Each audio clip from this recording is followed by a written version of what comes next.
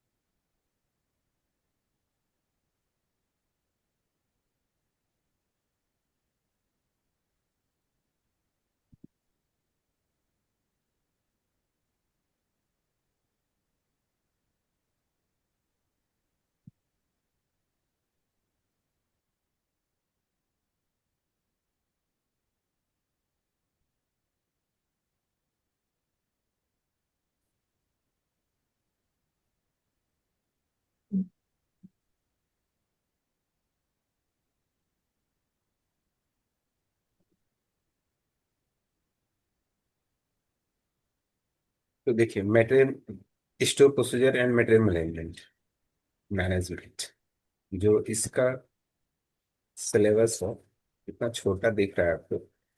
और जो अभी हमने कल, अगर आप लोगों ने देखा होगा, ओटीएस का सिलेबस तो कितना बड़ा है।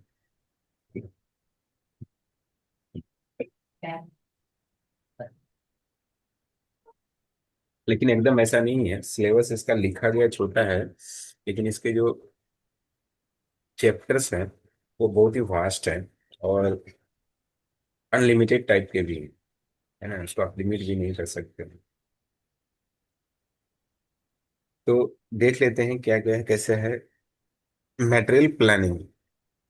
मटेरियल प्लानिंग में क्या है? Description of material to be procured, codification, economic quantity for procurement, Q, है ना, ईओक्यू जिसको कहते हैं, और व्हेन टू प्रोक्यूर। तो ये प्रोक्यूरमेंट से रिलेटेड है। मैं आपका ये मटेरियल मैनेजमेंट एमएम हो गया। ठीक है। Ordering quantity, lead time, source of supply, make buy decision, ये भी आपका एमएम है। इसमें दो पार्ट है, एक एमएम है, एक स्टोर प्रोसीजर है। तो मैं आपको बताना कोशिश कर रहा हूँ कि एमएम कौन है और स्टोर कौन है।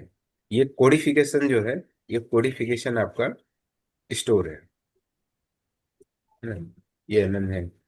स्टोर ऑफ हैजार्डस है, ये आपका स्टोर है, STR. Types of material in detail of, ये भी आपका रिजर्वेशन, ये सब है। Internal check, external check, store है। इकोनॉमिक ऑर्डर क्वांटिटी, ये दो बार लिखा है। अच्छा, ऑर्डरिंग क्वांटिटी है। एक्चुअली की जो ऑर्डरिंग क्वांटिटी है, उसी में इकोनॉमिक ऑर्डर क्वांटिटी भी आता है। तो यहाँ पर यहाँ लिख दिया है। स्टॉक वेरिफिकेशन, ये सब आपका बाकी स्टोर प्रोसीजर है। मटेरियल हैंडलिंग ये पूरा स्टोर प्रोसीजर है। डिस्पोजल ये आपका स्टोर प्रोसीजर ही है। तो आपका यहाँ पर मटेरियल प्लानिंग में ही आ रहा है। एक ये स्टोर में चला जा रहा है। तो स्टोर का जो पार्ट है वो बड़ा है। Store procedure, store management, store में भी दो आते हैं, स्टोर प्रोसीजर आते हैं, एक स्टोर मैनेजमेंट आता है, और मटेरियल मैनेजमेंट तो आपका है ही, है ना। तो इसमें कुछ चीजें आपको खुद से भी थोड़ी पढ़नी पड़ेंगी। जैसे मटेरियल हैंडलिंग, इसका कोई लिमिट नहीं है, अनलिमिटेड टाइप के हैं, है ना। कितने प्रकार के, है ना, मटेरियल हैंडलिंग इक्विपमेंट्स होते हैं। How many types of material handling equipments, it depends on the context, the areas, store layouts, सब पे डिपेंड करता है। आप किसी वेयर हाउस में जाइए, किसी वेयर हाउस में वहां पर मटेरियल हैंडलिंग इक्विपमेंट कैसा लगेगा, आप अपने घर में कैसा यूज करते हैं, आपके फैक्ट्री में कैसा होता है। फैक्ट्री, अलग अलग फैक्ट्री, है ना, बेस्ड ऑन अलग अलग, डिफरेंट फैक्ट्री पर भी अलग अलग होता है। केमिकल फैक्ट्री में अलग मटेरियल हैंडलिंग इक्विपमेंट्स लगेंगे, और अगर कोई नॉर्मल फैक्ट्री है, नहीं कोई इंजीनियरिंग फैक्ट्री है तो अलग लगेंगे, है ना। तो सब में अलग अलग ये डिपेंड करता है कि किस मटेरियल को हैंडल किया जा रहा है।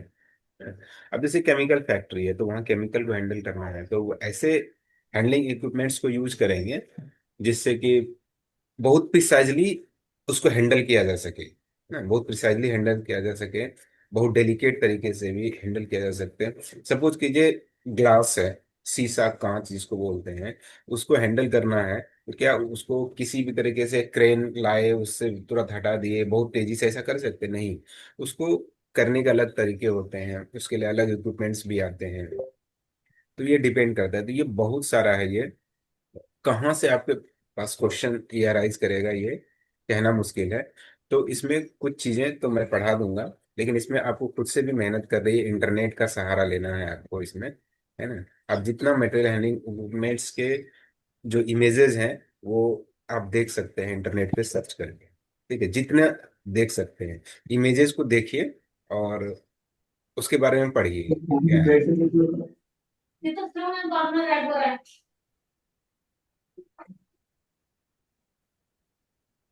ठीक है, इमेज को देख के आपको पढ़ना पड़ेगा, हैंडलिंग इक्विपमेंट्स। और दूसरा एक और है इसमें, प्रिजर्वेशन, है ना। ये प्रिजर्वेशन में तुम्हें पढ़ाऊंगा ही, लेकिन ये भी अनलिमिटेड टाइप के प्रिजर्वेशन है। प्रिजर्वेशन बहुत तरह के होते हैं। प्रिजर्वेशन, आप जितना सारा चीज देख रहे हैं सब तो मटेरियल ही है। आपके घर में एक एक पैकेट जो सॉल्ट आ रहा है, नमक आ रहा है, वो भी आपके घर में है तो छोटा सा पैकेट में है, लेकिन कहीं पर वेयर हाउस में है तो वो तो बड़े स्तर पे रखा रहता है ना, वहां पर हजारों टन्स रखे रहते हैं। तब वहां पर प्रिजर्वेशन, हर चीज जो आप देख रहे हैं वो कहीं ना कहीं किसी गोडाउन में, किसी वेयर हाउस में रखा रहता है, किसी स्टोर्स में रखा रहता है ह्यूज क्वांटिटी में। तो दैट टाइम उस समय क्या होता है कि उसका प्रिजर्वेशन होता है, तब तरीके उसको बदलते हैं। तो बहुत सारे मटेरियल हैं, लेकिन मेन मेन जो मटेरियल हैं उन सारी चीजों को हम लोग पढ़ेंगे। जैसे, है ना, और आप इसको नेट से भी, इंटरनेट से देख के भी जितना अधिक पढ़ सकते हैं, ठीक है। तो आपको एसपीएमएम में आपको खुद से भी थोड़ा पढ़ना है, और खुद से भी दिमाग लगाना है। एसपीएमएम जो है आपका स्टोर प्रोसीजर मेंटेन हैंडलिंग, तो जो स्टोर प्रोसीजर है मेंटेन मैनेजमेंट, ये टोटली एकदम थ्योरी नहीं है। इस थ्योरी में आपको थोड़ा सा, यानी क्रिटिकल थिंकिंग माइंड जो कहते हैं, थिंकिंग माइंड इसमें चाहिए। उसमें क्या है, जो स्टोर ये ओटीएस है उसमें रूल रेगुलेशन सारे फिक्स होते हैं, है ना, थ्योरेटिकल नेचर है। लेकिन इसमें क्या है आपका, थोड़ा सा आपको अपना भी लगाना पड़ेगा।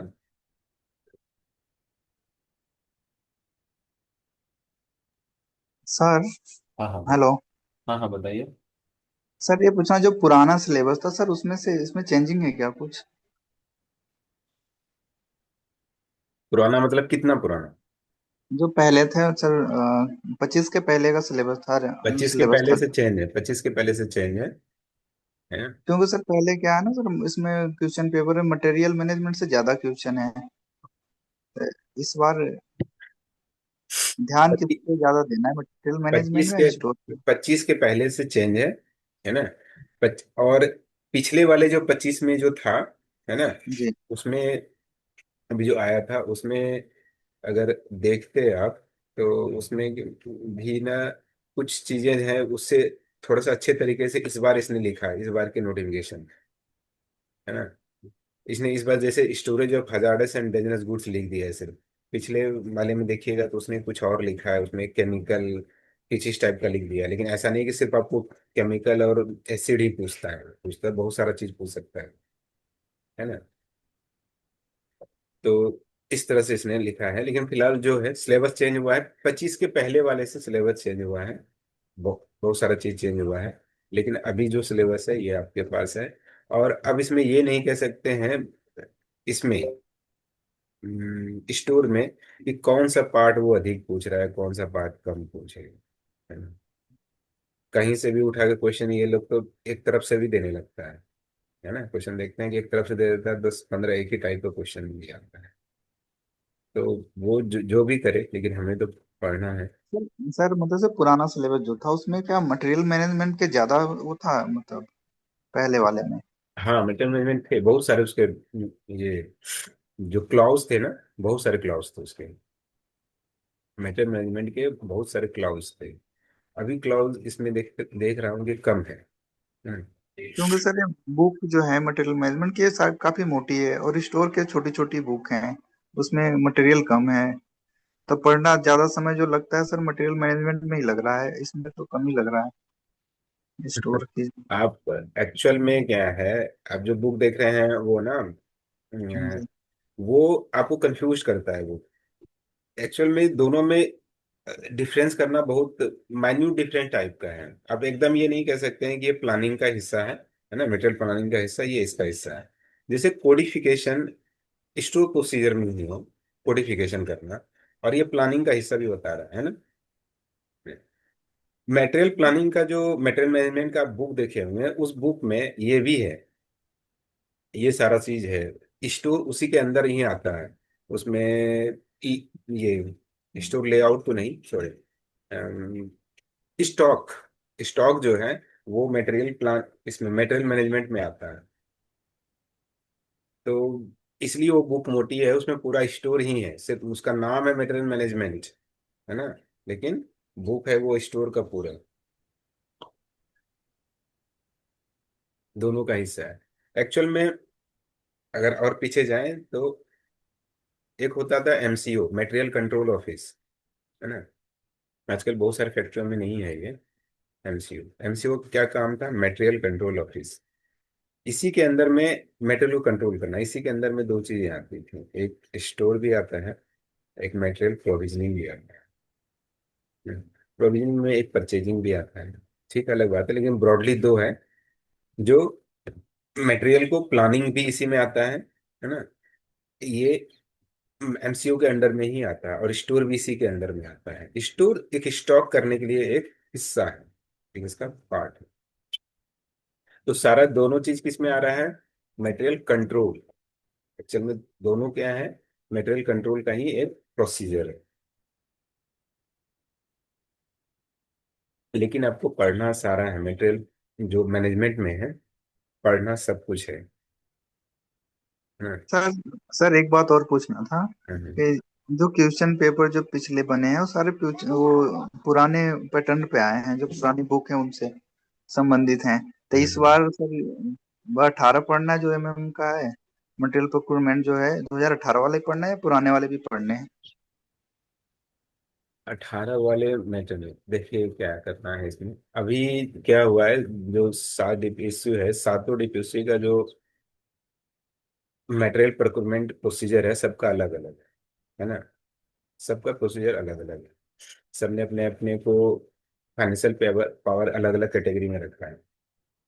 तो आपको एक कंबाइंड टाइप का पढ़ना पड़ेगा, है ना, जो सबके लिए है, और जो जीएफआर से मैच करता है, जनरल फाइनेंशियल रूल से जो मैच करता है ना।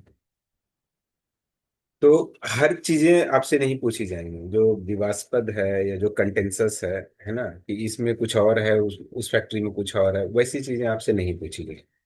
लेकिन फिर भी लगभग 60% सबका लगभग एक तरह का है, जो 18 वाला आप जैसा बोल रहे हैं, है ना, उसी के टाइप का है लगभग। 60% प्रोसीजर तो वही है, बस उसी उसको पावर सबने अपने ने को अलग अलग चेंज किया है, प्रोसीजर वही रहता है जो। सर जैसे एमएम का सब बुक है ना सर, वो एफ बी अवार्डी करके है और ऐसे करके चल कई बुकें हैं, जिनमें सब अलग अलग कुछ कुछ चेंजिंग दिया है। कुछ जैसे आप 2 bit system, single bit system का था पुरानी में, जैसे 90 डे और 120 डे है ऐसे करके है। अब हम्म बाकी नई में है 90 और 180 डे है ऐसे करके। हम्म। तो ये सब क्वेश्चन जो पूछे हैं पुराने बुक से ही पूछे हैं। जो है वो सर। पुराना बुक से पूछ लिए है, एक्चुअल में उसको पूछना नहीं चाहिए था, क्योंकि वो बदल चुका है। और वो बदल चुका है, इसलिए बदल चुका है क्योंकि जीएफआर बदल गया है। मेरी बात समझिए, मैं जो कहना चाह रहा हूँ, जी सर। जनरल फाइनेंशियल रूल जो होता है, ये सेंट्रल गवर्नमेंट बनाती है ना। जीएफआर, जीएफआर जो है सेंट्रल गवर्नमेंट बनाती है, इसी के रूल को सारे सेंट्रल गवर्नमेंट ऑफिस को फॉलो करना पड़ता है। ये जो हमारा जो जैसे कैश परचेज का पावर 50,000 रखा गया है ना, ये हम खुद से कोई सारे फैक्ट्री में 50,000 ही है, कोई अब बदल नहीं सकता इसे। और ये खुद से चेंज नहीं कर सकता इसको, 50,000 को 75 नहीं कर सकता है, क्योंकि ये जीएफआर में लिखा हुआ है, सारे सेंट्रल गवर्नमेंट को यही फॉलो करना है। ठीक है। उसने जो जो पूछा था, कुछ क्वेश्चन जो पूछे थे, तो कह रहे हैं वो पुराना वाला पूछ दिया, वो तो गलत है ना, अब गलत है तो अब कुछ सर भी वो कर भी सकता जैसे है। टेंडर का डॉक्यूमेंट वो पूछे थे ना सर, वो वाले भी वो सब है दे ही दी। नहीं, वो एग्जिस्ट ही नहीं करता है। वो वही तो समझ में नहीं आता सर, नए पढ़ें कि पुराने वाले पढ़ें। नोट्स तो सारे हैं लेकिन समझ में नहीं पढ़ना आता कि। तो पढ़ना तो पहले नए है ना, पुराने क्यों? आप तो नए नए वाले में क्लेम भी कर सकते हैं, पुराने में क्लेम कर सकते हैं क्या? नहीं ना कर सकते हैं। तो क्वेश्चन सर पुराने से आए हैं 2022 में, तो सर पुराने से ही क्लेम करना पड़ेगा, उसमें तो चेंजिंग भी नहीं हुआ क्वेश्चन में कुछ। देखिए, इसमें अब मैं क्या कहूँ, ये तो यही वाला नीट वाला ही सवाल हो गया इस तरह टाइप का, है ना। इसमें आप कुछ भी नहीं कर सकते हैं, क्या कर सकते हैं इसमें? लेकिन आपके लिए बेस्ट तरीका क्या है? आपके लिए बेस्ट तरीका तो जो न्यू है वही है ना। आप उसको, वो अलग बात है कि नहीं माना आपका, है ना, पुराने वाले को, लेकिन अगर हम कोर्ट ऑफ लॉ में जाते, है ना, कोर्ट ऑफ लॉ में अगर कोर्ट में जाते तो वो तो हो जाता ना। क्वेश्चन को लेके अगर हम जाते कि क्या ये एग्जिस्ट कर रहा है भी, तो वो तो, है ना, ये मतलब स्क्रैप हो जाता वो। न्यू ही जो एग्जिस्ट कर रहा है वही ना। ये अलग बात है, वो तो आप समझ ही रहे हैं कि बोर्ड का कैसा रवैया है, क्या है, कैसा है, करता जी सर। है ना। तो आपके लिए सबसे आसान जो तरीका वही है ना, कि सबसे पहले आप क्या करेंगे, न्यू वाले पढ़ेंगे ना, जो एग्जिस्ट कर रहा है ना, उसी को पढ़ेंगे। हो सकता है कि इसने इस बार चेंज किया है, अपने पैटर्न को चेंज किया है, तो हो सकता है कि न्यू के अनुसार आए, है ना। आप थोड़ी नहीं कर सकते हैं कि पिछले वाला पूछा था तो वही पूछेगा अभी भी। नहीं नहीं, अब तो सर पढ़ते हैं तो दोनों सब पढ़ रहे हैं, लेकिन जब क्वेश्चन पेपर देखते हैं तो सर वो पुराने दिमाग जाता है हमेशा तो अधिकतर। आपको दोनों रखना पड़ेगा दिमाग में, है ना, हाँ दिमाग में दोनों रखना पड़ेगा। कुछ कुछ चीजें हैं, हर चीज तो कंटेंसस नहीं है ना, हर चीज विवादित नहीं है ना। कुछ कुछ चीजें जो, जिसमें डेटा है, डेटा ही बदला है ना, जी। डेटा सब में चेंजेस हुआ है, तो उस डेटा को ध्यान में रखिए ना, पुराने वाले को भी नए वाले को, इतना तो करना पड़ेगा, है ना। और बाकी अब उस समय वो क्या मानता है तो उस समय देखिएगा। और अब अगर क्योंकि पुराने, सर ये सोच डेवलप ओपन टेंडर इंक्वायरी का उसका कहीं देता है कि 60% जो डेवलप तो सप्लाई कर रखा है उससे मानते हैं, कहीं 70% दे रखा है, कहीं 50% भी है, अलग अलग बुक में। सोर्स डेवलपमेंट तो SDOT किसको मानते हैं। हम्म। हाँ, वही समझ में तो किसको करें क्या। 2-3 बुकों में सब अलग अलग है सर, कहीं वो तो 70% है, कहीं 60 है, कहीं 50 है। वो तो सबका अलग अलग है। वो आप जो आप बुक देख रहे हैं ना, वो तो और पहले छपा है, वो जो मतलब वो जो जी प्रिंटेड है, वो तो बहुत पहले का है बुक। जितने भी वो फाइल के बुक देख रहे हैं ना, जी। वो तो और पुराने हैं वो फाइल वाले। फाइल जी। वाले फिर 2017-18 के बाद तो कुछ हुआ ही, मतलब उसके भी पहले का है प्रोफाइल वाले। 18 में जी, 17 में जीएफआर चेंज हो गया, जीएफआर 2017 आया, है ना। ये इसी जीएफआर को अभी तक अमेंड किया जा रहा है ना। तो 2017 के बाद एफआर, तब 2018 ओएबी वाला ओएबी पीएम आया था, है ना। 17 चेंज हुआ, इसलिए 18 में ओएबी पीएम लाया गया, क्योंकि जी। डीपीएम भी चेंज हो गया, डिफेंस प्रोक्योरमेंट मैनुअल भी चेंज हुआ था इसीलिए। तो और ये जो बुक लिखा गया उसके पहले ही लिखा हो गया है ये सब, हम्म। ना। वो जो बुक हुआ है उसके पहले का ही है, हाँ, वो बुक तो सर पहले का ही है। पहले का ही है। तो हम पढ़ेंगे, है ना, जो जीएफआर में चेंजेज हुआ है, 2017 जीएफआर में चेंजेज हुआ है उसको भी पढ़ेंगे, और जो 18 वाले पीएम में क्या है उस बात को भी पढ़ेंगे। दोनों को डेटा को रखेंगे, बाकी प्रोसीजर्स लगभग सेम है हर जगह। डेटा चेंजेज है तो उसको ध्यान में रखना पड़ेगा, है ना। ठीक है सर। इसमें कुछ कर नहीं सकते हैं, कोई कुछ कर ही नहीं सकता है तो और बाकी। सर ऐसे हम्म। सिलेबस में देखते हैं तो इसे एमएम का पार्ट कम लगता है, हम्म। बहुत सारा कम, जैसे अधिक लगता है स्टोरी है हम्म। इसमें। हाँ, लेकिन लेकिन लेकिन पढ़ना आपको पूरा है मैम, है ना। आप किसी को भी वो हटा नहीं सकते हैं, ऐसा मत कीजिएगा कि ये नहीं लिखा हुआ है, जैसे सोर्स ऑफ सप्लाई लिखा है हम तो सोर्स ऑफ सप्लाई सिर्फ पढ़ लेंगे, है ना। ऑर्डरिंग अच्छा। क्वांटिटी लिखा है वो सिर्फ पढ़ लेंगे, बाकी चीज नहीं पे, टेंडरिंग प्रोसीजर क्या है वो नहीं पढ़ेंगे, तो ऐसा मत कीजिएगा। अच्छा, ओके। पढ़ना सब है, ये फैक्ट्री है ये, है ना। हम्म।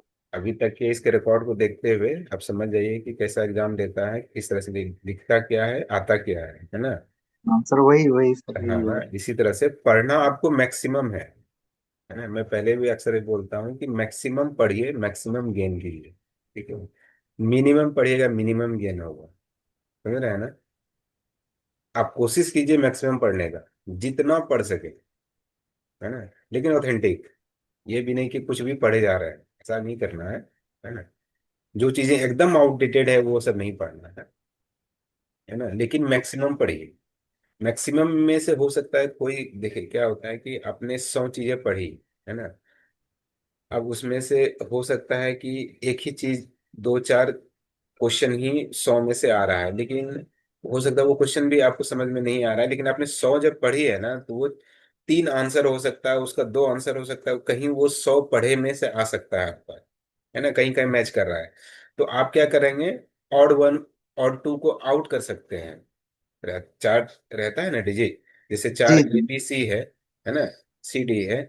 तो जी आपने इतना पढ़ लिया है कि अब आपको लग रहा है कि बी सी तो नहीं होगा, है ना, ए डी में से कोई होगा, तब आप इसमें इजिली से थोड़ा 50-50 कुछ भी करके इसको चूज करेंगे। लेकिन आपका अगर पढ़ाई ही मिनिमम में रहेगा, है ना, तो आपको इस चार में से एक भी जो आंसर है वो समझ में नहीं आया, समझ रहे हैं ना। जी। तो मेरा कहने समझ का रहा यही मतलब है, हूँ। मैक्सिमम पढ़िए।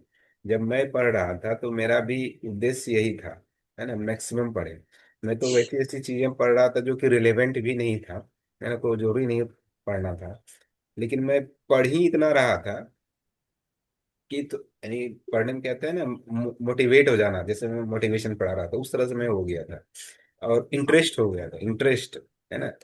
तो इतना इंटरेस्ट हो गया था कि मैं मटेरियल प्लानिंग में बिना जाए उसको मैं बता सकता था कि प्लानिंग तुम्हें कैसे करें, है ना।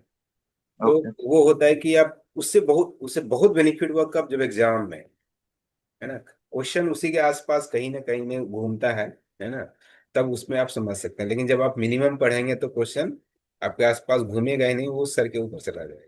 इसलिए मैक्सिमम पढ़िए, लेकिन पहले ऑथेंटिक पढ़िए, उसके बाद फिर जितना समय मिल रहा है खूब पढ़िए। हाँ सर, ये जो पुराने क्वेश्चन है इनको सॉल्व करना जरूरी है सर, मतलब फायदा पुराने होगा। पुराने क्वेश्चन में से, मैं कल भी बोला था कि इस तरह से मत देख के चलिए कि ये क्वेश्चन आ जाएगा, ये क्वेश्चन आ जाएगा, क्वेश्चन देखना चाहिए, है ना। क्वेश्चन देखना चाहिए कि कैसे क्वेश्चन बनते हैं। बिना क्वेश्चन देखे आपको ये भी पता नहीं चलेगा कि आप अपना खुद भी टेस्ट नहीं कर पाएंगे, है ना। जो रिलेवेंट क्वेश्चन है, और इरेलीवेंट नहीं, बहुत उसमें जो 70% इरेलीवेंट क्वेश्चन है ना। आप पिछले जी। ईयर का क्वेश्चन निकालेंगे, लोग 2001 से लेकर पढ़ने लगता है, ऐसा नहीं करना है उसे।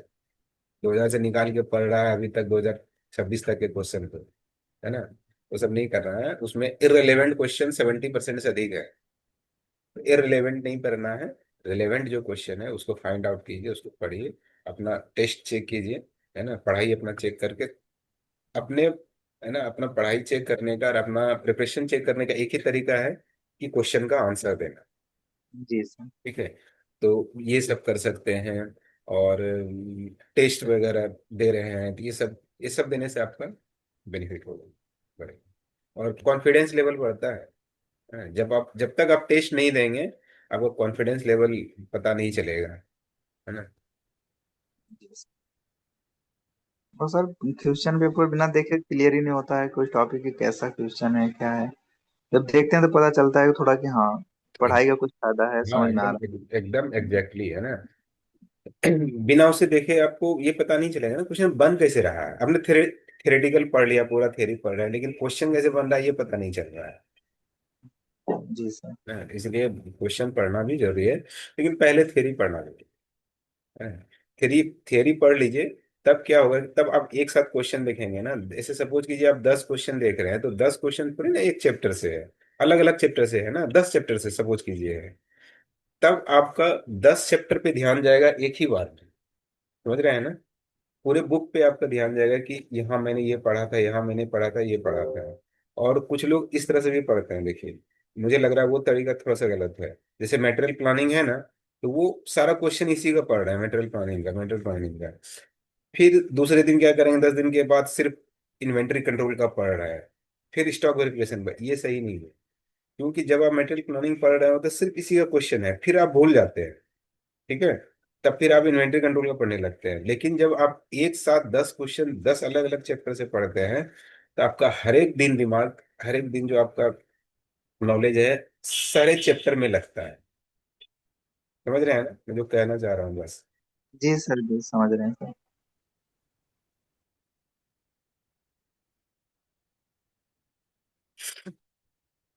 तो ठीक है, ये बहुत वास्ट भी नहीं है, ऐसा नहीं कि बहुत ज्यादा ऐसा है, ऐसा कुछ भी नहीं है, ठीक है।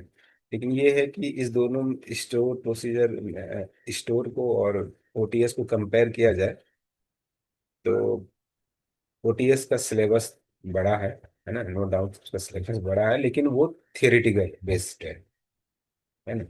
कुछ ही क्वेश्चन जो जो जनरल एडमिनिस्ट्रेशन से आते हैं वो थोड़ा रहते हैं कि आपको सोचना पड़ेगा, आपके रीजनिंग की कैपेसिटी, आपके दिमाग के रीजनिंग की कैपेसिटी पे डिपेंड करता है।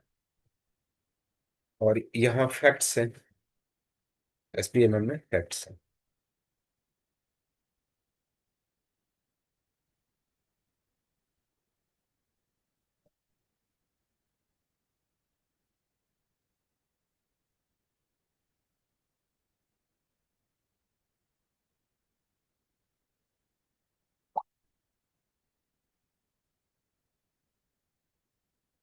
ओके, चलिए, आधा घंटा हो गया, चलिए कुछ पढ़ते हैं, ठीक है। तो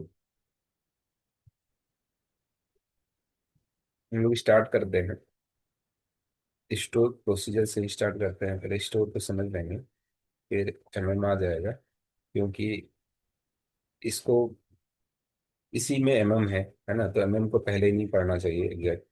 पहले स्टोर को देख लेते हैं।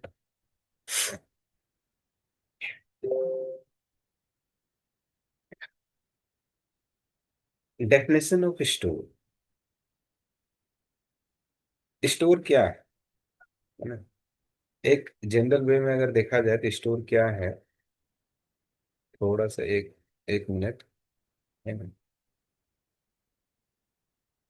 स्टोर एक प्लेस है ना, स्टोर एक प्लेस है जहां पर किसी भी मटेरियल को स्टोर करके रखा जाता है।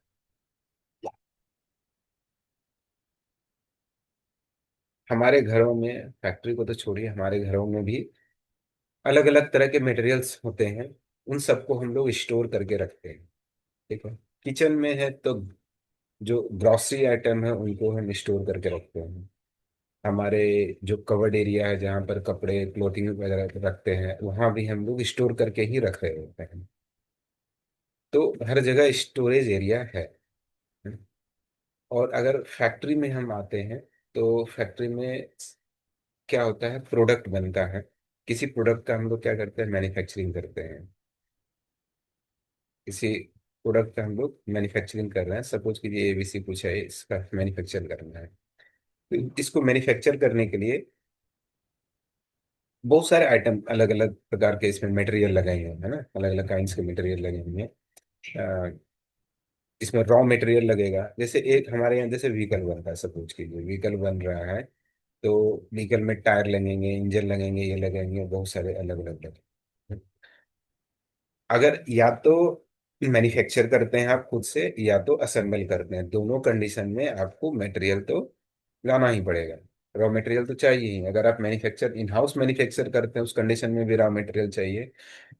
अगर आप असेंबली करते हैं, असेंबल करते हैं, तो उस कंडीशन में भी आपको जो ये सेमी असेंबल्ड पार्ट्स होते हैं वो लाना पड़ेगा, और उसे तब आपको एक फाइनल असेंबली में लगाना पड़ेगा। तो उस और हमारे यहाँ प्रोडक्शन क्या होता है, बल्क प्रोडक्शन होता है ना, अधिक संख्या में प्रोडक्शन होता है। तब क्या करेंगे आप, मटेरियल लाएंगे, है ना। सपोज कीजिए कि 100 व्हीकल्स हमें बनाना है, तो 400, है ना, 400 टायर्स चाहिए। एक व्हीकल में अगर 4 टायर्स लग रहा है तो 400 टायर्स चाहिए। तो हम क्या करेंगे, इसको परचेज करेंगे, जिसको आउटसोर्स कहते हैं, है ना। हर एक चीज हम लोग बना नहीं सकते। अगर सपोज कीजिए टायर भी बना रहे हैं, तो उसके लिए हमें रबड़ तो लाना पड़ेगा, है ना। लेकिन सपोज कीजिए टायर हम नहीं बना रहे हैं, तो हम क्या करेंगे, टायर को परचेज कर लेते हैं। परचेज किए, लाए। अब 400 को जहाँ ये, अगर ये असेंबली लाइन है सपोज कीजिए, तो यहाँ पर गाड़ियां बन रही है, तो यहीं पर आके तो 400 रख नहीं देंगे, है ना। एक दिन में हमें 10 गाड़ियां बनानी है, तो हमें 40 टायर्स ही चाहिए। बाकी ये थ्री ये जो 360 टायर कहाँ रखेंगे हम लोग, कहीं एक जगह का स्टोर करके रखेंगे। तो फैक्ट्री के अंदर ही एक स्टोरेज एरिया बनाएंगे जहां पर टायर रखेंगे। अब इंजन भी हमें चाहिए। 100 गाड़ी बनाना है सपोज कीजिए, तो 100 इंजन लगेगा। तो हमने इंजन भी परचेज किया, 100 इंजन लेते आए। तो अब यहाँ 100 इंजन को रखने के लिए भी हमें एक प्लेस चाहिए, तो इंजन को रखने के लिए अलग प्लेस और उसको रखने के लिए अलग प्लेस। तो यही है स्टोर। स्टोर का काम है। इस जो मटेरियल लाया गया, इस मटेरियल को हमने क्या कर लिया, स्टोर करके रखा। अब इसका प्रिजर्वेशन भी करना है। प्रिजर्वेशन मतलब कि ये 100 मटेरियल हमें, जो 100 इंजन है, क्या एक दिन में लग जाएगा, क्या नहीं ना। एक दिन में तो 10 ही बना रहे हैं सपोज कीजिए, तो अगले कितने दिनों तक यूज होगा, तब तक के लिए उसे स्टोर करके रखना है। वो खराब ना हो, उसको प्रिजर्वेशन करना है। वो मटेरियल कहीं से उसमें पानी ये वो जो भी हो, डिस्कम्फर्ट ना हो उसमें। तो उसके लिए हमें उसका प्रिजर्वेशन करना है कि कैसे रखना है ना। क्या ऐसे ही लाके विदाउट कवर्ड सेट में रख दें, मिट्टी पे रख दें, कहीं भी रख दें। तो ये सारा चीज हमें देखना पड़ेगा। अब कोई मटेरियल ला रहे हैं, वो कितना बड़ा है ना, कितना बड़ा है। एक पैकेट पैकेट सॉल्ट का ला रहे हैं, तो हम अमूमन अपने सेल्फ में, जो किचन के सेल्फ में रख देते हैं, इसे रख सकते हैं। लेकिन वही अगर हम 100 पैकेट्स, अगर सपोज कीजिए 100 पैकेट्स ला रहे हैं, तो क्या हम किचन के वो छोटे सेल्फ में रख सकते हैं, नहीं रख सकते। इसका मतलब हमें कहीं और रखना पड़ेगा। तो इसका मतलब हमने मटेरियल के अनुसार अपना स्टोरेज चेंज कर दिया। तो मटेरियल के हिसाब से स्टोरेज चेंज होता है, स्टोर का लेआउट चेंज हो जाता है। ठीक है, मटेरियल के अनुसार ही स्टोर का लेआउट चेंज हो गया। अब सपोज कीजिए हम ला क्या रहे हैं, इंजन ला रहे हैं, तो इंजन क्या होता है, कॉस्टली आइटम होता है ना। एक इंजन का दाम 10-11 लाख कुछ इस टाइप का होता है। और वहीं हम बहुत सारे नट बोल्ट्स भी ला रहे होते हैं, जिसका कि एक नट बोल्ट का दाम 1 रुपये 2 रुपये भी होता है। तो क्या हम इंजन को जितने अच्छे से रखेंगे, क्या नट बोल्ट को भी उतने अच्छे से ही रखेंगे क्या। रखना तो सबको अच्छे से है, लेकिन प्रायोरिटी किसे देंगे, इंजन को देंगे, क्योंकि वो कॉस्टली आइटम है। इसका मतलब कॉस्ट के अनुसार भी हमारा जो प्रिजर्वेशन का तरीका है, जो स्टोरिंग का तरीका है, वो बदल गया, है ना। एक तो अभी हमने देख लिया कि मटेरियल के साइज के अनुसार भी हमने चेंज कर दिया। एक अभी प्राइस के अनुसार भी चेंज कर दिया। फिर क्रिटिकलिटी आता है ना, कि सपोज कीजिए एक मटेरियल है, छोटा सा आइटम है ना, लेकिन वो हो सकता है इंपोर्टेड आइटम, है ना। ठीक, इंपोर्टेड आइटम है। गरम कर दो या रख ले ठीक है बंद फैन बंद कर दो ओके बाय पूरा पढ़ लेना फिर रख लेना ओके तो क्रिटिकलिटी मैंने बात कर रहे थे, एक क्रिटिकलिटी होता है। Okay bye. जैसे एक आइटम है, छोटा सा 1-2 रुपये का ही है आइटम, हो सकता है 1-2 रुपये का ही आइटम है ये, और लेकिन ये बड़ी मुश्किल से मिलता हो, कोई नहीं बनाता हो, है ना, कोई नहीं बनाता हो ये। और कुछ ऐसे आइटम है जो कि जिसका हो सकता है प्राइस अधिक हो, लेकिन वो बहुत सारा आइटम है जिसका 10 रुपये दाम प्राइस है, उसका बहुत सारे आइटम आपके पास है। ये 2 रुपये का आइटम है, लेकिन ये क्रिटिकल आइटम है, कोई नहीं बना रहा है, और ये आपके पास होना जरूरी है। तो ज्यादा इंपॉर्टेंस किसको देंगे आप? इसे देंगे। ये क्रिटिकलिटी के बेस पे डिपेंड होता है। सपोज कीजिए एक आपके पास गाड़ी है 25 लाख का, लेकिन ये जो की है, ये छोटा सा की, इसका दाम कितना होगा? इसका प्राइस ज्यादा से ज्यादा 1-2 हजार 4 हजार 5 हजार होता है, अगर सेंट्रल लॉक की ये सब लगा हुआ है 5 हजार होता है। 25 लाख के सामने इस 5 हजार का कोई वैल्यू नहीं है। लेकिन अब मुझे लग रहा है कि इससे ज्यादा इसको संभाल के रखते हैं इस की को, क्योंकि वो बहुत ही क्रिटिकल है। इसलिए क्रिटिकल है क्योंकि अगर ये ना रहे तो ये 25 लाख ऐसे ही रोड पे पड़ा रह जाएगा किसी भी समय, है ना, क्योंकि स्टार्ट नहीं होगा तो उसका कोई वैल्यू नहीं है। अगर वो स्टार्ट नहीं हो रहा है तो कोई वैल्यू नहीं है ना। तो इट मीन कि क्रिटिकलिटी के बेस पर इसे आप कितने अच्छे से कीज को रखते हैं, है ना, पास में रखते हैं, घर आते हैं तो कोई एक सेफ प्लेस पर रखते हैं ताकि गुम ना हो, है ना। तो क्रिटिकल के बेस पर भी हम लोग देखते हैं फिर कि कैसा स्टोरेज बनाना है, किसको कितना ध्यान देना है इसे। तो उसी में एक चीज एक और आता है, आप जब इन्वेंटरी कंट्रोल में पढ़ेंगे एबीसी एनालिसिस होता है, आप लोग पढ़े होंगे, है ना। एबीसी एनालिसिस, उसमें देखते हैं कि ए आइटम कौन है, बी आइटम कौन है, सी आइटम कौन है, इसमें बांट देंगे। तो ए वाले आइटम को ज्यादा ध्यान देते हैं, फिर बी वाले आइटम को थोड़ा मीडियम, और सी वाले को थोड़ा अरे चलो थोड़ा गिर भी गया तो चलेगा, इस टाइप के।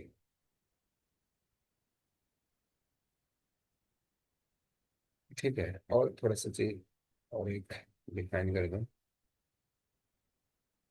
तो हमें इस तरह से स्टोर चाहिए हमें रखने के लिए। अब फैक्ट्री के अंदर, अब किसी भी फैक्ट्री के अंदर, ये तो हुआ एक जनरल बात जो कहीं पर भी लागू हो सकता है, किसी भी फैक्ट्री में, चाहे वो एडनेस फैक्ट्री हो या कोई भी फैक्ट्री हो, कोई प्राइवेट फैक्ट्री हो, है ना।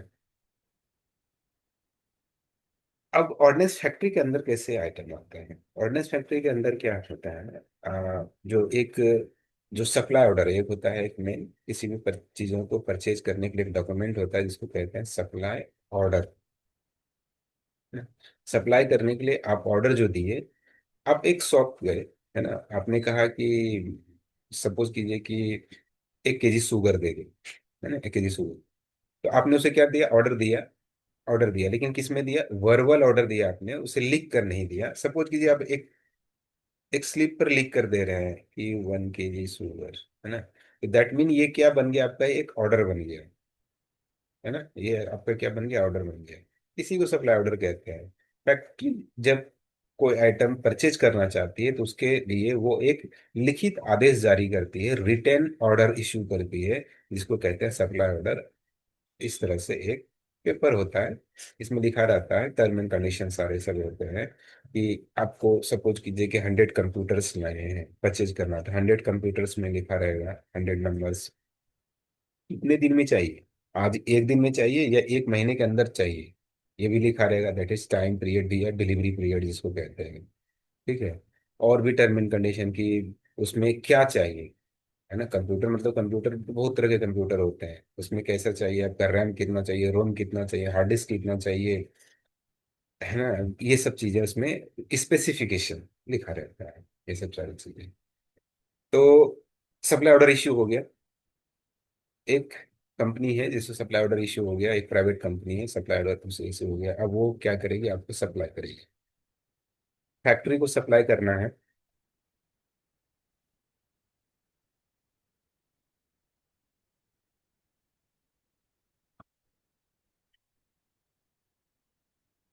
आपका ड्राइंग सही नहीं, बचपन में मैंने ड्राइंग नहीं किया है ना। सपोज ये फैक्ट्री है, तो क्या आया, सबसे पहले यहाँ क्या आएगा, फैक्ट्री के आने के पहले एक गेट है ना। आपका जो एक मटेरियल गेट होता है, सारी फैक्ट्री में एक मटेरियल गेट होता है। तो ये मटेरियल लेके यहाँ गेट के पास आया, गेट के पास ही एक होता है।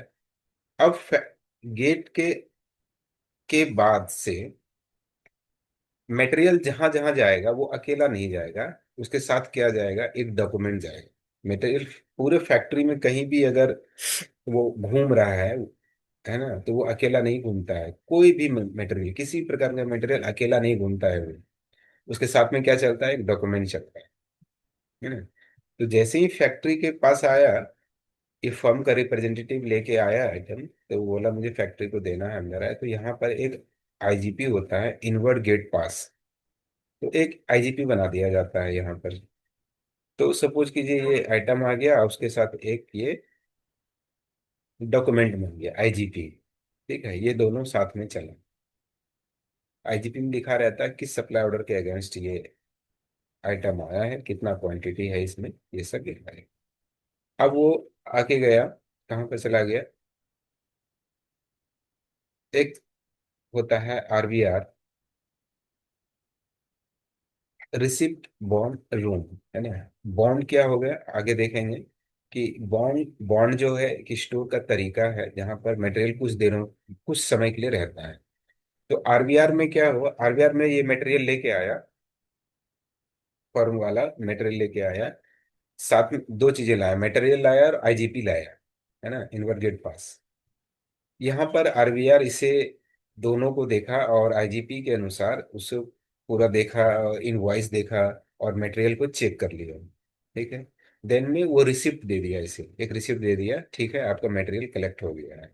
ये एक टेम्परेरी रिसिप्ट होता है, subject to count and check होता है कि अभी ये फाइनल जो है एक्सेप्टेंस नहीं है और फाइनल रिसिप्ट भी नहीं है। आरबीआर में सिर्फ मटेरियल आ जाना या फैक्ट्री में मटेरियल आ जाना ही रिसिप्ट नहीं माना जाता है ना। फैक्ट्री का ये नेम है कि रिसिप्ट नहीं है, कि अभी रिसिप्ट नहीं हुआ, फाइनल रिसिप्ट नहीं हुआ है। सपोज कीजिए उसने 100 जो कंप्यूटर्स लाए हैं, एक दिन में लेते आया, एक ट्रक में भर के कंप्यूटर लेते आया, तो क्या हम चेक कर पाएंगे 100 कंप्यूटर्स को एक दिन में, क्या या तुरंत चेक कर पाएंगे कि सारे कंप्यूटर सही है कि नहीं है। इसलिए subject to final count and check है। फाइनली जब हम इसे काउंटिंग करेंगे या चेकिंग करेंगे, तब हम आपको बताएंगे कि ये फाइनल रिसिप्ट है कि नहीं, तब पेमेंट होगा। पेमेंट के तरीके अलग अलग होते हैं, है ना। तो आरबीआर के पास आ गया, इसने मटेरियल को ले लिया। अब आरबीआर क्या कर दिया, इस मटेरियल को लेके इंस्पेक्शन डिपार्टमेंट को दे दिया, क्वालिटी को दे दिया, क्यूसी को दे दिया, क्वालिटी सेक्शन को दे दिया, इसका स्पेसिफिकेशन चेंज करने के लिए कि ये सही है कि नहीं मटेरियल। क्योंकि क्वालिटी के लिए रिस्पॉन्सिबल कौन है फैक्ट्री में, जो क्वालिटी डिपार्टमेंट होता है वही होता है। और फैक्ट्री का इंस्पेक्टर कौन होता है, टॉप मोस्ट इंस्पेक्टर जो होता है वो जीएम सीजीएम ईडी जो भी आते हैं वही होता है। ठीक है, तो ये चेक करके बताएगा, किसके अनुसार चेक करेगा, ये बताइए कोई। ये जो क्वालिटी वाला है, क्वालिटी सेक्शन में जाएगा, तब वो उस मटेरियल को चेक करेगा, किसके अकॉर्डिंग चेक करेगा। सर सप्लाई ऑर्डर के अगेंस्ट चेक करेगा। सप्लाई ऑर्डर के अकॉर्डिंग ही वो चेक करेगा। सप्लाई ऑर्डर ही उसके लिए एक ऑथेंटिक डॉक्यूमेंट है जिसमें स्पेसिफिकेशन वगैरह सब लिखा हुआ है। सप्लाई ऑर्डर के अनुसार क्वांटिटी भी चेक करेगा और क्वालिटी भी चेक करेगा। तो अगर उसे सब कुछ सही लगा, सपोज कीजिए सही लगा, तो उसने आरबीआर को कह दिया कि ठीक है। तो वही जो एक यहाँ पर क्या जनरेट होता है, एमआईएस जनरेट होता है ना। तो उसी में से इंस्पेक्शन, उसको नोड भी कहते हैं। अ, उसके अलग अलग तीन अलग अलग नाम हैं, ठीक है। तो वो देखेंगे, लेकिन एक थॉरली टाइप का, तो इसने कह दिया कि ये सही है, ठीक है। अब क्या किया, ये आरबीआर में रखा जो मटेरियल है, ये मटेरियल फाइनली कहाँ जाएगा, गोडाउन्स में जाएगा, है ना। इसके जो डेजिग्नेटेड गोडाउन्स है, कंप्यूटर के गोडाउन सपोज कीजिए ये है ना। कोई हार्डवेयर रॉ मटेरियल है, रॉ मटेरियल का गोडाउन ये है। तो सपोज कीजिए कंप्यूटर आया, तो कंप्यूटर गोडाउन के गोडाउन इंचार्ज स्टोर कीपर होते हैं, वहाँ यहाँ आएंगे। वो यहाँ से मटेरियल और साथ में एक डॉक्यूमेंट होता है रिसीट वाउचर, वो कलेक्ट करके अपने स्टोर में ले जाएंगे, वहाँ रख लेंगे। और फाइनली वहाँ से तब फिर वो स्टॉकिंग हो गया। देन फाइनली तब यहाँ से इशू डिमांड नोट से हो जाएगा। और किसको डिमांड नोट से इशू होगा? प्रोडक्शन सेक्शन को। प्रोडक्शन सेक्शन ने सपोज कीजिए कि 10 आइटम लिए थे, 10 कंप्यूटर लिए, और उसे 7 कंप्यूटर का ही जरूरत था, 3 कंप्यूटर हो सकता है किसी भी वजह से, है ना, अब नहीं चाहिए, तो वो इस 3 कंप्यूटर को वापस रिटर्न कर सकता है इस स्टोर को। रिटर्न वर्ड एक डॉक्यूमेंट है, इस डॉक्यूमेंट के थ्रू, ठीक है, रिटर्न रिटर्न कर सकता है। तो ये एक सिंपल सा एक प्रोसीजर है। इसी प्रोसीजर को स्टोर है, इसी पे काम करता है। अब इसी में चीजें चीजें पढ़नी है कि हमें क्या है। और तो आपने इसमें देख लिया, रिसिप्ट भी देख लिया, स्टॉक भी देख लिया, और एक है इशू का तरीका, है ना। इशू हमने अभी तो देखा कि डिमांड नोट से हम सेक्शन को इशू करते हैं। एक इशू जो करते हैं आउटसाइड द फैक्ट्री, फैक्ट्री से बाहर भी हम लोग इशू करते हैं मटेरियल को। वो उसके लिए एक इशू ऑफिस बना होता है, हम स्टोर का ही एक पार्ट है ना। वो फैक्ट्री से मटेरियल को इशू करता है, उसके लिए डॉक्यूमेंट इशू वाउचर बनाता है। उसमें भी इनवाइस बनता है, अभी तो बहुत सारा चीज बनने लगा है, जीएसटी वगैरह, ये वो बहुत कुछ बनता है ना। तो मेन उसका जो वाउचर है वो इशू वाउचर है, उसका जो डॉक्यूमेंट है जिसके थ्रू ये फैक्ट्री से मटेरियल को बाहर कर देता है। ठीक है, तो हमने लाया मटेरियल को, उसका असेंबल किया, उसे बनाया, देन उसे फिर से बाहर कर दिया। तो इतना ही काम स्टोर का है। और जब स्टॉक करते हैं तो हम लोग उसको प्रिजर्व करते हैं, रिजर्वेशन करते हैं, तो वो भी स्टोरेज का हमारा काम है।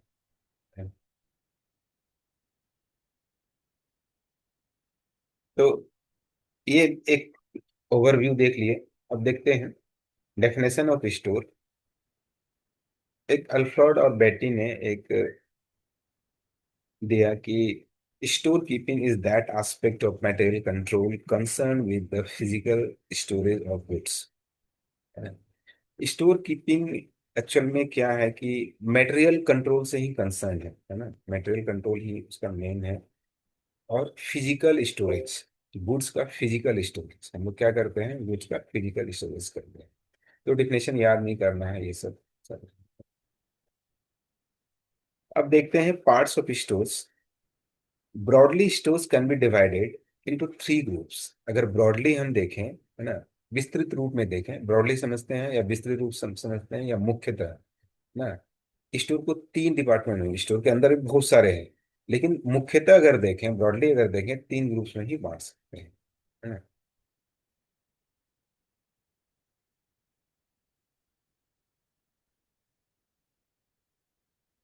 Store receipt, store issue, store stock, हमने देख लिया। पहला काम किसका होता है? स्टोर रिसिप्ट का होता है। सेकेंड काम क्या होता है? इसको स्टोर इशू का होता है, सॉरी स्टॉक का। और थर्ड काम किसका होता है? इशू का होता है। ठीक है, इस तरह से तो हम तीनों के बारे में अलग अलग करके पढ़ेंगे। रिसिप्ट के बारे में, रिसिप्ट में कौन कौन से डॉक्यूमेंट लिखते हैं, कौन कौन से ऑफिस इन्वॉल्व होते हैं, और क्या प्रोसीजर है। उसी तरह फिर इशू में, फिर स्टॉक में। और ओवरव्यू में देखते हैं कि रिस्पॉन्सिबिलिटी ऑफ स्टोर्स। इतना हम लोग ओवरव्यू देख लिए, तो अब इससे तो हमें ये पता चल जाता है कि स्टोर का रिस्पॉन्सिबिलिटी क्या है, एक ओवरव्यू में, है ना। स्टोर की रिस्पॉन्सिबिलिटी क्या है ना। उसकी रिस्पॉन्सिबिलिटी, दायित्व क्या है? तो क्या है? Receipt of incoming goods. Store का ही तो काम है ना ये। जो इनकमिंग गुड्स हैं, जो गुड्स मतलब सामान, जो सामान आ रहे हैं, उसको क्या करना है? रिसीप्ट करना है, पहले रिसीट करना है ना। उसको पहले क्या करना है? रखना है। उसको, सॉरी, रखना नहीं, रिसीव करना है, मतलब प्राप्त करना है। तो स्टोर द्वारा सभी सोर्सेस से आने वाले मटेरियल, सोर्स, ये सोर्स कौन सा हो गया? मटेरियल कहाँ कहाँ से आ सकते हैं? मटेरियल आपका आ सकता है प्राइवेट फर्म से, आ सकता है आउटसोर्स करके, है ना, आउटसोर्स करके प्राइवेट फर्म। आईएफडी से भी आ सकता है, इंटर फैक्ट्री जो डिमांड होता है, कोई और फैक्ट्री भी आपको दे सकती है, यहाँ से भी आता है। है ना, लोन पर भी आता है, कोई सेंट्रल गवर्नमेंट डिपार्टमेंट है वहां से भी हम लाते हैं, तो अलग अलग तरह के सोर्स हो सकते हैं। तो उन सब सोर्स से आने वाले मटेरियल को रिसीव किया जाता है, मतलब प्राप्त किया जाता है। ये सोर्सेस हो सकते हैं, वेंडर हो सकता है, प्रोडक्शन यूनिट हो सकता है, रिपेयर यूनिट। रिसिप्ट का एक प्रोसेस है जो मटेरियल को चेक करना और एक्सेप्ट करना को शामिल है। तो रिसीव करने में, रिसिप्ट को चेक करना, मटेरियल को चेक करना और उसे एक्सेप्ट करना, है ना, एक्सेप्ट करना मतलब प्राप्त करना, फाइनली एक्सेप्ट करना भी शामिल है। इंस्पेक्शन ऑफ ऑल रिसिप्ट, है ना। स्टोर द्वारा सभी इनकमिंग मटेरियल का क्वालिटी और क्वांटिटी के लिए निरीक्षण किया जाता है। इसके लिए स्टोर में अलग से इंस्पेक्शन डिपार्टमेंट भी हो सकता है। एक्चुअल में जो इंस्पेक्शन डिपार्टमेंट है, क्यूए है ना, वो इसी का एक हिस्सा है, इसी का स्टोर का ही एक पार्ट है। हमारे यहाँ तो जो क्यूसी डिपार्टमेंट है उसको आरवीआर के नाम से बोलते हैं, आरवीआर के नाम से जाना जाता है ना। क्यूसी आरवीआर वन, हमारे यहाँ बहुत सारे आरवीआर है, RVR one two three four. तो क्यूसी को ही आरवीआर वन आरवीआर टू इस तरह से बोलते हैं। क्योंकि हमारा जो फैक्ट्री है बहुत बड़ा नहीं है, लेकिन मटेरियल बहुत ज्यादा आते हैं इसमें, व्हीकल फैक्ट्री में, क्योंकि असेंबल करता है, कुछ करता भी नहीं है ये। तो सारा जो असेंबल करता है, इसलिए आउटसोर्स होके मटेरियल सारा चीज आता है। इसलिए हमारे यहाँ स्टोर बहुत बड़ा है, स्टोर एरिया बहुत बड़ा है। इसलिए अलग अलग यानी 4 आरवीआर बनाने पड़ गए अलग अलग एरिया के लिए। जनरली मैं देखता हूँ सभी फैक्ट्रियों में एक ही आरवीआर होता है, लेकिन यहाँ 4 आरवीआर बनाने पड़ गए इसलिए, है ना। तो इंस्पेक्शन भी उसी का एक हिस्सा है, उसी का पार्ट है, इसलिए कंफ्यूज नहीं। स्टोरेज एंड प्रेजर्वेशन, स्टोर द्वारा मटेरियल को बड़े या छोटे बिन में रखा जाता है। बिन क्या समझते हैं, है ना। बिन मतलब जिसमें सामान आप लोग रखते हैं, तो इस तरह के पैलेट देखे होंगे कि फैक्ट्री में रहता है, इस तरह के पैलेट्स बड़े बड़े रहते हैं ना, जिसमें सामान को रखा जाता है इसमें, दैट इज कॉल्ड बिन। इसी को बिन कहा जाता है। जिसमें डस्ट रखते हैं उसको डस्ट बिन, इसमें मटेरियल रखते हैं अभी बिन में। और इस बिन में होने वाले सभी ट्रांजेक्शन को बिन कार्ड या ट्रांजेक्शन कार्ड में लिखा जाता है। देखेंगे कि ट्रांजेक्शन कार्ड का भी यूज होता है, बिन कार्ड का भी यूज होता है, बाद में देखेंगे।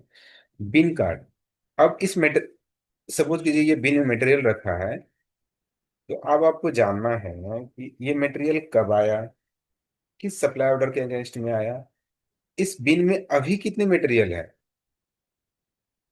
ठीक है, अभी कितने मटेरियल है, तो ये कैसे आप जानेंगे। इसमें एक डॉक्यूमेंट लगा रहता है, मैंने कहा था ना कि कोई मटेरियल कभी अकेला नहीं रहता है, उसके साथ एक यहाँ पर बिन कार्ड लगा रहता है ना। एक्चुअल में बिन कार्ड यहाँ रखते नहीं है, लेकिन तरीका है कि इस बिन के पास ही बिन कार्ड रखा जाए।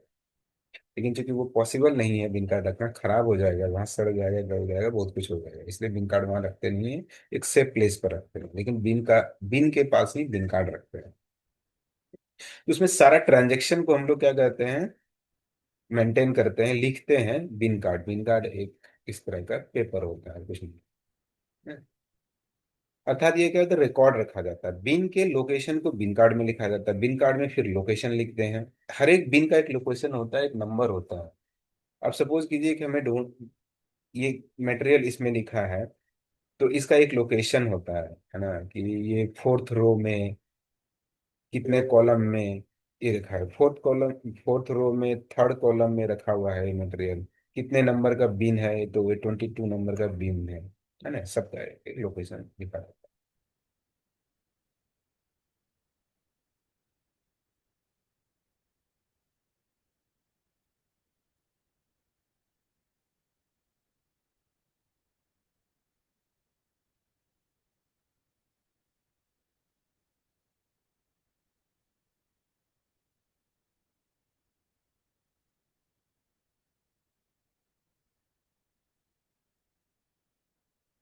Identification of material, material stock, stock में रखे सभी मटेरियल का पहचान किया जाता है। इसके लिए मटेरियल का कोडिफिकेशन, क्लासिफिकेशन और स्टैंडर्डाइजेशन किया जाता है। सभी मटेरियल का आइडेंटिफिकेशन बहुत जरूरी है, मटेरियल को पहचानना, क्योंकि सपोज कीजिए एक व्हीकल हमारे यहाँ बनती है, तो उसमें हजारों तरह के मटेरियल होते हैं। तो किसी के लिए आसान नहीं है कि सारे मटेरियल को पहचानना, है ना, पॉसिबल नहीं है।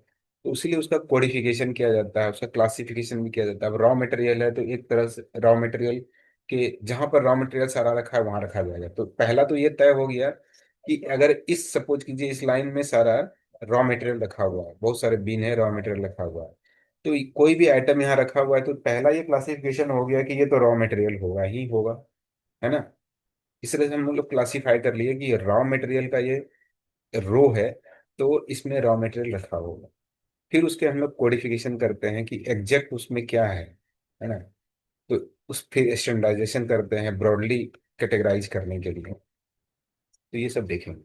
फिर मटेरियल हैंडलिंग करते हैं, इसका मतलब है मटेरियल का मूवमेंट, जैसे मटेरियल को, है ना, सोर्स से लाने और पॉइंट ऑफ यूजेस तक या प्रोडक्शन या क्या सेक्शन तक पहुंचाने के लिए मटेरियल का मूवमेंट और हैंडलिंग करना। और जैसे देखिए इसमें मटेरियल को हमने स्टोर में रखा, अब स्टोर से मटेरियल को क्या हम लोग पॉइंट ऑफ यूजेस तक ले जाते हैं ना। पॉइंट ऑफ यूसेज है कि पॉइंट ऑफ यूसेज का मतलब होता है जहां पर इसकी असेंबली हो रही है, मैन्युफैक्चरिंग हो रही है, वहां तक इसमें हम लोग पहुंचाते हैं, है ना।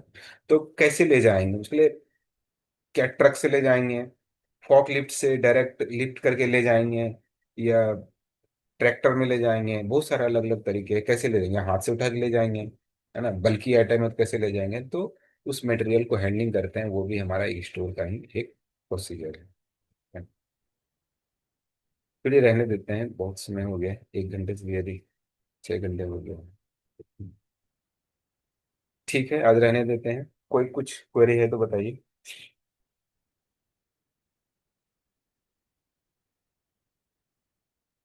हेलो। हाँ बताइए। हाँ सर, मैं मुझे कुछ पूछना था सर आपसे। बोलिए। सर, चांदा से हूँ। और चांदा में जैसे कि 2023 में और जो अपना एप्लीकेशन किए थे एलडीसी के लिए। हम्म। हेलो। हाँ हाँ बोलिए, मैं सुन रहा हूँ, सुन रहा हाँ, तो सर इस साल 26 में जो वैकेंसी निकली है, हूँ। सर 23 24 25 में वो जीरो बता रहा है और 26 में सिर्फ एक वैकेंसी बता रहा है। और वो भी वैकेंसी उन्होंने हैंडीकैप के लिए दिया है सर। हम्म। और ओटीएस के लिए सर दो वैकेंसी दिया है। और उसमें भी उन्होंने क्लॉज रखा है कि अगर पीडब्ल्यूडी कैंडिडेट अगर क्वालिफाई नहीं होता है तो वो कैरी फॉरवर्ड होगा ओपन के लिए, यूआर के लिए। हम्म। तो सर आपने ये मैसेज मैं आपको डालने वाला था, बट वो only admin can send message ऐसा करके मैसेज था, इसलिए मैं डाल नहीं पाया। नहीं तो फैक्ट्री ऑर्डर वगैरह डालने वाला था आपको सर, वो समझ में नहीं नहीं, आ रहा क्या क्लॉजेस है क्या है। मैं देखा हूँ वहां पर, लेकिन वो तो मुझे तो लग रहा है कि ये थोड़ा गलत टाइप का कर रहा है। हाँ। ऐसा और नहीं सर होना जो चाहिए। 25 में जो एप्लीकेशन किए थे वो हम्म। इनवैलिड कर दिया है उन्होंने। मैं इस्टेब्लिशमेंट में जाके इंक्वायरी करके आया, सर बोला ये तो हमने 25 में किया था, डबल ये करना है। हम्म। तो क्या फैक्ट्री अपना, अरे कुछ भी नियम बना रहा है, हमारे यहाँ भी कुछ भी और सिर्फ नहीं। टेक्निकल का पोस्ट नहीं निकाला, सिर्फ स्टोर का और ओटीएस का ही दो ही जगह निकाला है। एक में एक जगह है स्टोर में, हम्म। और एक में ओटीएस में दो जगह निकला है। उसमें भी दोनों जगह यूआर यूआर के लिए दिया है, बट पीडब्ल्यूडी के लिए रिजर्व किया है। और दूसरे इसमें क्लॉज ऐसा दिया है कि अगर समझो हैंडीकैप की जगह नहीं मिलती है ओटीएस के लिए, तो फिर वो इधर में ये लोग अपन कर सकते हैं इसमें, ऐसा ऐसा करके बोल रहे थे। तो उसमें आप कुछ नहीं कर सकते हैं, आरटीआई से पूछ सकते हैं, या वही कर सकते हैं, या उससे जवाब नहीं दे रहा है तो आरटीआई करके लीजिए। ये कोई उपाय नहीं है, सारे फैक्ट्री तो अपना अब सर ऑप्शन एक ही है सर, ओटीएस के लिए प्रिपरेशन करना पड़ेगा। अभी तक स्टोर का इतना सारा पढ़ के पढ़े थे, अपना। ओटीएस की तरफ ध्यान नहीं दिए थे। हाँ तो जो है तो वही करना पड़ेगा, क्योंकि ये ना बहुत सारे लोग मनमानी करते हैं नीति में, हमारे यहाँ भी हो रहा है, इसमें क्या है। हमारे यहाँ तो जानते हुए वो भी कर रहा है, नहीं कर रहा है, ऐसा है कि वो कह रहा है, जाओ तुम कोर्ट चले जाओ। हमारे हाँ। यहाँ कुछ ऐसा मामला है जिसमें कि मैनेजमेंट, यहाँ तक कि जीएम भी हमारे फेवर में है, वो कह रहा है कि नहीं ये सही है, और ईटी वाले बोले नहीं ये गलत है हम्म। ना। इस तरह का भी कहानी चल रहा है। हर जगह सर अलग। वो ओटीएस के लिए सर मैं करना चाहूंगा, अभी दूसरा ऑप्शन नहीं है तो ये, अब ये हम्म। स्टोर का तो जगह रिजर्व कर दिया इन्होंने तो कोई है नहीं, पर ओटीएस का थोड़ा सा करेंगे अभी। ठीक ठीक जीके है। वगैरह ये तो सब हो गया सर, 5 ईयर ये बाकी का सिर्फ ऑफिस का ही पढ़ना है। तो आप जैसे बता रहे थे जब कि ओटीएस का सिलेबस थोड़ा सा बड़ा है, तो हम्म। तो डीप में तो पढ़ना ही पड़ेगा। हाँ सिलेबस बड़ा है, लेकिन ऐसा नहीं है कि मतलब, है ना, इनविंसिबल नहीं है ना, ऐसा नहीं हाँ। कि जैसे जीता ना जा सके, ऐसा अच्छा भी नहीं है ना। डर के आगे ही सर, ये जीत है। स्वामी का वगैरह बुक प्रिपेयर करना पड़ेगा? हाँ वो पढ़ना पड़ेगा। वो तो मैंने बताया था ना कि कितना पढ़ना है उसमें, है ना, वो तो पढ़ना ही पड़ेगा, वो ही नहीं, पढ़ना। ओटीएस के वो स्टोर के टाइम पे तो सर वो ये स्वामी का बुक पढ़े थे, मगर उसमें सब